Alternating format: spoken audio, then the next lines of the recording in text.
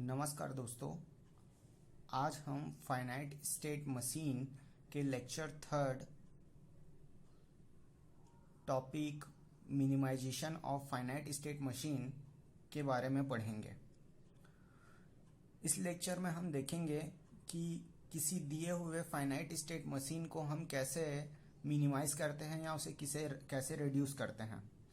तो इस ऑर्डर में हम सबसे पहले देखते हैं कि इक्विवेलेंट मशीन क्या होता है। तो इसका डेफिनेशन पहले देखते हैं हम, उसके बाद समझेंगे कि क्या होता है एक्चुअल में। डेफिनेशन है, two finite state machine M and M dash are said to be equivalent machine from their respective start states. Both M and M dash will produce the same output sequence when they are given same input sequence। कहने का मतलब है दोस्तों कि दो machine M और M dash ये equivalent तभी होंगे जब हम स्टार्टिंग स्टेट से जब हम सेम इनपुट सीक्वेंस देंगे दोनों मशीन को, तो आउटपुट सीक्वेंस भी दोनों का सेम आना चाहिए। ठीक है, तब हम उसको बोलेंगे क्या, इक्विवेलेंट मशीन। और देखते हैं यहाँ पर दो मशीन दिए हैं M और M डैश। इसमें इनपुट स्टेट जो है S0 से S7 तक है, टोटल 8 स्टेट है। ठीक है, इनपुट 1 और 2 है और आउटपुट सीक्वेंस ये है। जब हम इसको रिड्यूस करेंगे तो इसका इक्विवेलेंट जो मशीन होगा ये कुछ इस प्रकार होगा। तो जब हम देखते हैं कि स्टेट इनपुट्स को जब हम सीक्वेंस वाइज देंगे हैं इसमें, तो इसका आउटपुट सीक्वेंस भी सेम होता है। जब S0 के करस्पॉन्डिंग जो है इसमें इनपुट 1 एंड 2, ठीक है, S0 के करस्पॉन्डिंग इसमें आउटपुट 0 है, इसमें भी आउटपुट 0 ही है। S1 के करस्पॉन्डिंग भी आउटपुट 0 है, दोनों में 0 है, 0 0 है। जैसे ही हम S4 पे आते हैं देखते हैं कि हमारा क्या है, आउटपुट 1 है, तो इसमें भी आउटपुट 1 है। तो दोनों का सीक्वेंस क्या है, सेम है। ये जो फाइनाइट स्टेट मशीन है इसमें 7 स्टेट है, बट इसमें क्या है, अपना 4 स्टेट है। मतलब ये क्या हो गया, इस पर रिड्यूस हो गया है। तो इसी प्रोसेस को हम देखेंगे कि कोई दिया है फाइनाइट स्टेट मशीन है, उसको हम मिनिमाइज या रिड्यूस कैसे करेंगे। ठीक है, तो आगे कुछ और डेफिनेशन देखते हैं इसका। इक्विवेलेंट स्टेट क्या होता है, पहले इसका डेफिनेशन देखते हैं, फिर हम लोग इसको समझेंगे। टू स्टेट SI और SJ, two state SI and SJ of a finite state machine M are said to be equivalent if for any x belongs to I, transition function SI x equal to f of SJ x। कहने का मतलब क्या है, कोई भी दो state हमारा जो है वो इक्विवेलेंट स्टेट तब कहलाता है जब किसी सेम इनपुट के लिए ट्रांजिशन फंक्शन की वैल्यू क्या हो, सेम हो, या फिर हम बोल सकते हैं कि दोनों का आउटपुट जो है क्या हो, सेम हो। ठीक है, कोई दो स्टेट इक्विवेलेंट स्टेट तब कहलाएगा जब उसके करस्पॉन्डिंग आउटपुट जो है सेम हो। अब आ जाते हैं जीरो इक्विवेलेंट स्टेट के। इसका भी डेफिनेशन पहले देखते हैं। Two state SI and SJ of a finite state machine are said to be zero equivalent if the state SI and SJ have the same output। मतलब जब दोनों स्टेट का जो है आउटपुट जो है क्या है, सेम है, तब हम उसको क्या बोलेंगे, जीरो इक्विवेलेंस। और उसका दोनों का आउटपुट क्या होना चाहिए, फिर 0 0। ठीक है, तो तो ये हो जाएगा अपना zero equivalent state. K equivalent state क्या होगा देखते हैं।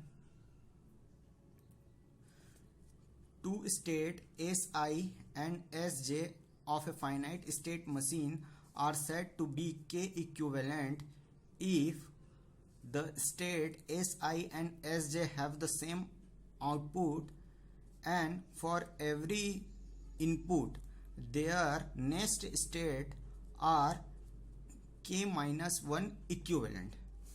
कहने का मतलब क्या है, इसको हम टेबल में समझते हैं।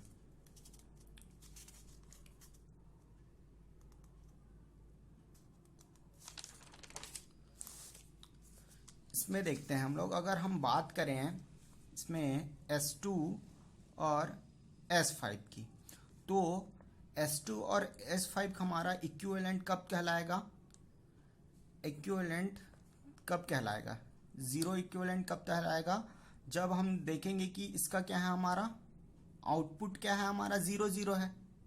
तो ये क्या हो जाएगा हमारा, ये जो दोनों हो जाएगा, ये क्या हो जाएगा, जीरो इक्विवेलेंट हो जाएगा। अब अगर हम देखें कि यहाँ S4 और S7 और S7 क्या है, 1 इक्विवेलेंट होगा। क्यों होगा, क्योंकि हम देखते हैं कि इसका आउटपुट जो है 1 है, आउटपुट जो है क्या है, दोनों का क्या है 1 है। और इसका नेक्स्ट स्टेट जो है, इसका नेक्स्ट स्टेट S1 ठीक है, वन इनपुट के लिए दोनों का स्टेट जो है क्या है, सेम है। ठीक है, यानी कि ये क्या है K-1, यानी कि जीरो इक्विवेलेंट में है ना, इसका जो आउटपुट है क्या है 0 0 है। सिमिलरली अब देखिए कि जब हम लोग उसमें 2 इनपुट देंगे, ठीक है, S4 पर इसका करस्पॉन्डिंग स्टेट क्या है, फिर S5 और S2। तो S5 और S2 भी कौन सा इक्विवेलेंट है, K-1, यानी कि जीरो इक्विवेलेंट है ना। इसके क्रॉस S5 और S2 के भी आउटपुट क्या है, 0 0 है। ठीक है, तो आई बात समझ में। ये हो गया हमारा K इक्विवेलेंट को हम लोग एग्जांपल से समझे, यानी कि 1 इक्विवेलेंट क्या होगा और 0 इक्विवेलेंट क्या हुए, ये वही समझाया गया है। यहाँ लिख दिया गया है कि 0 इक्विवेलेंट कब होगा और 1 इक्विवेलेंट कब होगा। Two state Si and Sj are 1 equivalent if they have the same output for input X, their next state f of Six and f of Sjx are 0 equivalent. ठीक है, तो अब देखते हैं हम लोग क्वेश्चन। तो आइए दोस्तों हम एक क्वेश्चन सॉल्व करते हैं। क्वेश्चन है minimize the finite state machine. ये फाइनाइट स्टेट मशीन दिया है, इसको हमको मिनिमाइज करना है। तो सबसे पहले हम लिख लेते हैं यहाँ पर कि अपना सेट ऑफ स्टेट्स क्या है, सेट ऑफ इनपुट्स क्या है, सेट ऑफ आउटपुट्स क्या है। Here set of state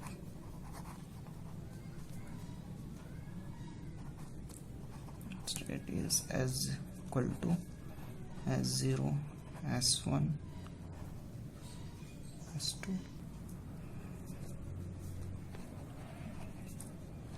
set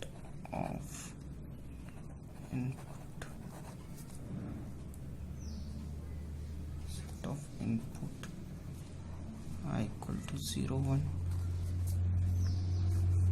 set of output क्या है अपना, O is equal to 0 1। ठीक है, तो सबसे पहले हम लोग यहाँ पर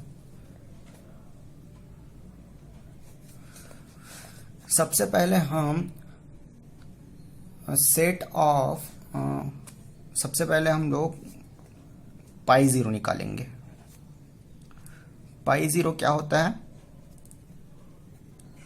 पाई 0 हमारा क्या होगा,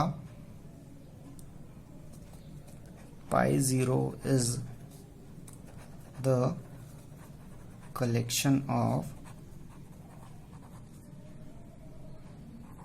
collection of all disjoints equivalence classes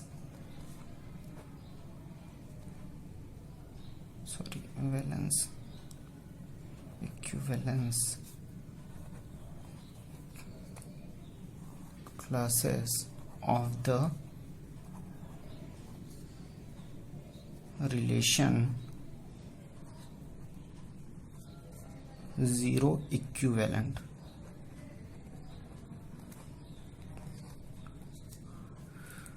pi zero क्या है हमारा, उन सारे इक्विवेलेंट क्लासेस का कलेक्शन है, जीरो इक्विवेलेंट क्लासेस का कलेक्शन है। ठीक है, तो हमारे पास जीरो इक्विवेलेंट क्लासेस कौन कौन से हैं इस सेट में। हमको पता है कि जीरो इक्विवेलेंट क्लास क्या होता है, जिसके करस्पॉन्डिंग मतलब जिस जिस स्टेट का जो आउटपुट होगा वो सेम होगा, उसका कलेक्शन होगा। ठीक है, तो हम देखते हैं कि किसका किसका आउटपुट सेम है। यहाँ पर S0, S1 और S3 दोनों का आउटपुट 0 0 है, तो इसका हो जाएगा क्या, S1 और S3 ये एक सेट में हो जाएगा। और S0, S2 और S4 इन सभी का आउटपुट क्या है, 1 1 है, तो हम इसको एक अलग सेट में रखते हैं। S1 सॉरी S0, S2 और S4। ध्यान ये रखिएगा कि ये दोनों सेट जो होगा हमारा, ये डिसजॉइंट सेट होंगे, इसमें दोनों में कोई भी कॉमन नहीं होगा। अब हम पाई 1 निकालेंगे। पाई 1 निकालने के लिए हम एक प्रोसेस फॉलो करते हैं। ठीक है, तो इसमें हम लोग क्या करते हैं, सबसे पहले ये सब अपन को रफ वर्क करना है। ठीक है, इसको वेन एग्जाम में नहीं लिखना है, वेन एग्जाम में अपन को सिर्फ पाई 1 की वैल्यू लिखना है। ठीक है, तो मैं सबसे पहले इसको मैं एक सेट मान लेता हूँ, जैसे S1 और S3 को मैं एक सेट मान लेता हूँ, कोई भी ये 1 सेट है मान के चलूँ, सेट 1 है, सेट का नाम है 1, और S0, S2, S4 इस सेट का नाम है S2। ठीक है, तो सेट S1 में, या हम कोई भी लिख सकते हैं, पहले देखते हैं कि S0 के जो S0 से नेक्स्ट जो स्टेट होंगे, ठीक है, उसको देखते हैं। टेबल में देखेंगे S0 के आगे स्टेट S3 और S1 को देखेंगे कि ये दोनों स्टेट जो है इन सेट में से कौन से सेट में है, सेट 1 में है कि सेट 2 में है। ठीक है, तो हम लोग देखेंगे कि सबसे पहले अपन को क्या ले रहे हैं, S0 के इधर टेबल में करस्पॉन्डिंग स्टेट जो होंगे 0 के लिए, और इसके सामने जो स्टेट होंगे S3 और S1 हम लोग देखेंगे कि S3 कौन से सेट में है और S1 कौन से सेट में है। तो हम देखते हैं कि S3 हमारा कौन सा सेट में है, S3 सेट 1 में है। ठीक है, S3 सेट 1 में है और S3 सेट 1 में है, और S1 भी सेट 1 में है। ठीक है, S3 और S1 दोनों एक ही सेट में है, तो मैं इसको लिख देता हूँ 1 1। ठीक है, S3 और S1 दोनों एक ही सेट में है, मैं इसको लिख देता हूँ 1 1। ओके, अब क्या करेंगे अपन, S1 देखते हैं। S1 के लिए देखेंगे, S1 के सीधे में देखते हैं अपन को क्या स्टेट है, S4 है और S1 है। ठीक है, अब हम देखेंगे कि S4 और S1 जो पाई 0 के कौन से सेट में है, सेट 1 में है कि सेट 2 में है। तो S4 कौन से सेट में है, S4 2 सेट में है। ठीक है, और S4 और S1 कौन से है, 1 सेट में है।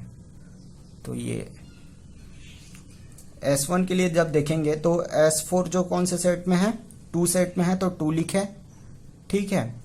S1 जो है सेट 1 में है तो 1 लिखे, ठीक है। अब लिखते हैं S2। S2 के सीध में देखेंगे कि कौन सा सेट है अपने पास। S2 के करस्पॉन्डिंग स्टेट क्या है, S3 और S0, ठीक है। तो S3 कौन से सेट में है, S3 1 में है, और S0 कौन से सेट में है, S0 2 सेट में है, ठीक है। S0 2 सेट में है। अब देखेंगे S3 के लिए देखते हैं कि S3 के लिए क्या है स्टेट, S2 और S3, ठीक है। तो इसमें देखते हैं हम लोग S2 किस में है और S3 किस में है, ठीक है। S2 किस में है अपना, 2 में,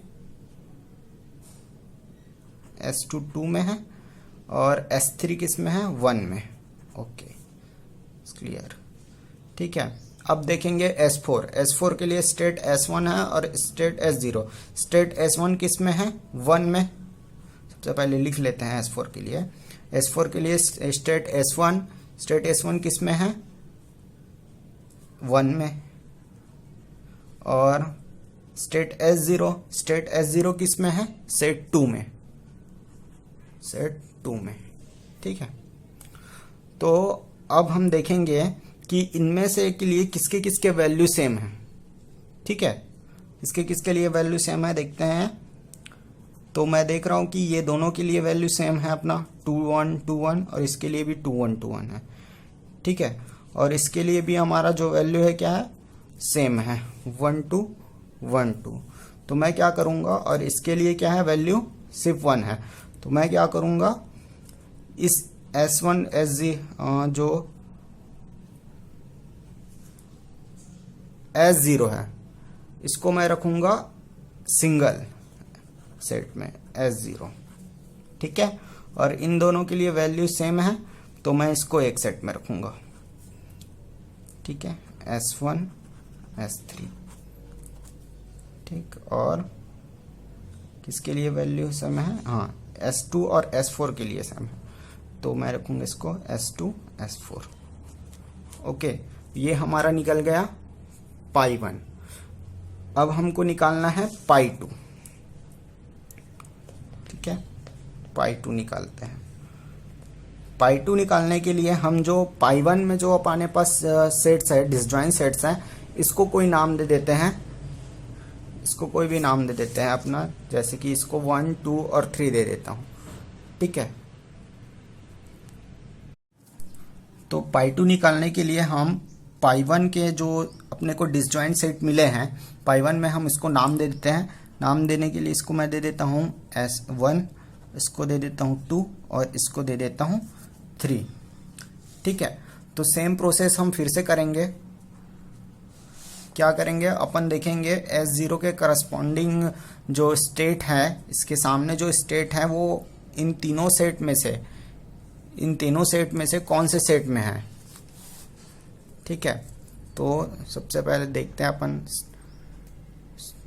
थोड़ा दिक्कत जा रहा है, S0 देखेंगे अपन। S0 के सामने कौन सा है, S3 और S1, ठीक है। S3 किस में है, इसमें S3 है 2 में, और S1 किस में है, वो भी 2 में है, ओके। अब देखेंगे S1 के लिए देखेंगे तो क्या आता है, S1 के सामने क्या है, S4 और S1 कौन से सेट में है, S4 सेट जो है 3 में है, और S1 कौन से सेट में है, S1 2 सेट में है, ठीक। अब देखते हैं कि S2 के लिए, S2 के करस्पॉन्डिंग क्या है, स्टेट S3 और S0, ठीक है। S3 कौन से सेट में है, 2 सेट में, और S0 कौन से सेट में है, 1 सेट में, ठीक है। अब देखेंगे S3 के, हो ना। S3 के सामने कौन कौन से स्टेट है, S2 और S3। तो S2 कौन से सेट में है, S2 है अपना S3 सेट में, और S3 है अपना S2 सेट में, सॉरी ये 2 सेट में है, ठीक है, 2 सेट में है। S3 के करस्पॉन्डिंग 2 और S2 और S3 है, और 2 जो है 3 सेट में है, और 3 जो है 2 सेट में है, ठीक हुआ। अब देखेंगे S4 के लिए। S4 में जो है हमारा S1 है और S0 है। S1 किस में है, S4 के लिए S1 किस में है, अपना S1 है 2 में, ठीक है, और S1 है 2 में, और S0 है किस में, 1 में। एक बार फिर से चेक करते हैं इसको। S0 के लिए S3 और S1, 3 कौन से सेट में है, 2 सेट में है, और 1 भी 2 सेट में है, ये सही है अपना। S1 के लिए S4 और S1, S4 क्या है 2 में है, और S1 क्या है, सॉरी S4 जो है 3 में है, और S1 2 में है, ये सही है। S2 के लिए S3 और S0, S3 जो है हमारा 2 में है, और S0 क्या है, S1 में, ठीक है। S3 के लिए क्या है हमारा S2 और S3, S2 जो है सेट 3 में है, और S3 जो है सेट 2 में है, ठीक है। और S4 के लिए 1 और 0, तो 1 तो अपना सेट 2 में है, और 0 अपना सेट 1 में है, ठीक है। तो ये सही। फिर हम देखेंगे कि इसके लिए कौन कौन सा सेम वैल्यू वाला है। तो मैं देख रहा हूँ कि ये दोनों मेरे लिए सेम है, ठीक है, और ये दोनों मेरे लिए सेम है, ठीक है, और ये बच गया यूनिक अकेला, ठीक है। सेट S1 और S3 क्या है, ये दोनों सेम है, यानी कि दोनों एक ही सेट में है। S2 और S4 ये दोनों सेम है, यानी कि ये दोनों एक ही सेट में है, और ये S0 एक अकेला सेट में है, ठीक है। तो मेरे लिए π2 क्या आ जाएगा, ये S0, ठीक है, और ये S1 S3 ही रहेगा, क्योंकि S1 और S3 एक ही सेट में है, और इसके लिए वैल्यू भी अपना क्या आया है, दोनों सेम आया है, ठीक। और S2 और S4 की दोनों एक ही सेट में है, और इसके लिए दोनों के लिए जो वैल्यू है यहाँ पे अपन क्या है, सेम आया है। तो इसको भी हम लोग लिखते हैं S2 S4। ये प्रोसेस हम तब तक करते हैं जब तक कि कोई दो इक्विवेलेंस क्लासेस का जो है वैल्यू जो है, सेट की वैल्यू क्या आ जा रही है, जब सेम। तो हम लोग जब देखते हैं हियर π1 इज इक्वल टू π2, यहाँ π1 और π2 क्या आ रहा है, इक्वल आ रहा है। इसका मतलब क्या है, देयरफॉर वी कैन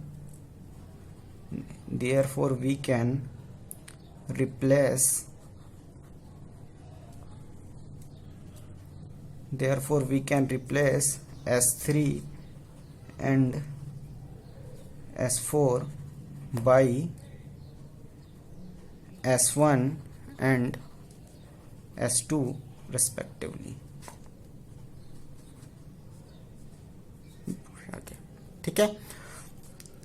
जब ऐसी दो इक्विवेलेंस क्लासेस की वैल्यू सेम आ जाएगी, तब हम लोग उसमें जो पीछे होगा, यानी कि हम S3 को S1 से और S4 को S2 से क्या कर सकते हैं, रिप्लेस कर सकते हैं अपने फाइनाइट स्टेट मशीन का जो टेबल दिया है उसमें।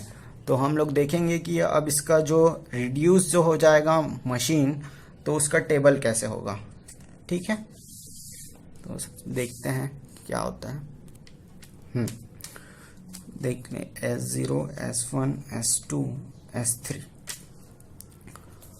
तो इसके लिए हम सबसे पहले क्या देखेंगे, अपना S0 देखेंगे, और S0 के सामने क्या है, अपना S3 है और S1 है।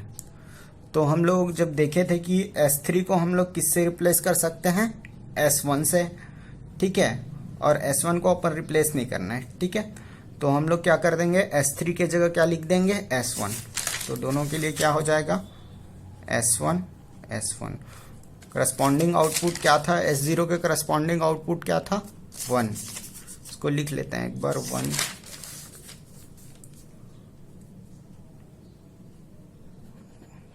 1। सॉरी फ्रेंड्स, यहाँ पर जो है S3 नहीं आएगा क्योंकि हम S3 को S2 से रिप्लेस कर रहे हैं, ठीक है। अब देखते हैं हम लोग S1 के सामने क्या है, क्या कौन कौन से स्टेट है। S1 के सामने है S4 और S1, ठीक है। तो S4 को हमको किससे रिप्लेस करना है, S2 से, और S1 को रिप्लेस नहीं करना है। तो हमको क्या हो जाएगा, 2 और S2 और S1 मिल जाएगा, और करस्पॉन्डिंग आउटपुट क्या है, 0। यहाँ लिखा जाएगा S2 और S4 और करस्पॉन्डिंग आउटपुट क्या है, 0। अब देखते हैं S2 के करस्पॉन्डिंग स्टेट क्या है, S3 और S0, ठीक है। तो S3 को हम किससे रिप्लेस कर रहे थे, S1 से, ठीक है, और S0 को रिप्लेस नहीं करना है। इसके आउटपुट क्या है, 1। तो क्या आ जाएगा, ये 1 और ये S0, और आउटपुट क्या है इसका, 1। तो इस प्रकार ये, सॉरी फ्रेंड्स, यहाँ थोड़ा मिस्टेक हो गया, यहाँ S4 नहीं आएगा, S4 नहीं आएगा क्योंकि हम S4 को S2 से क्या किए हैं, रिप्लेस किए हैं। देखेंगे कि S1 के सामने कौन कौन सा स्टेट है। S1 के सामने है स्टेट S4 और स्टेट S1। S4 को अपन को किससे रिप्लेस करना है, S2 से, और S1 को रिप्लेस नहीं करना है, इसलिए यहाँ क्या आ जाएगा, S1 आ जाएगा। मिस्टेक हो गया था।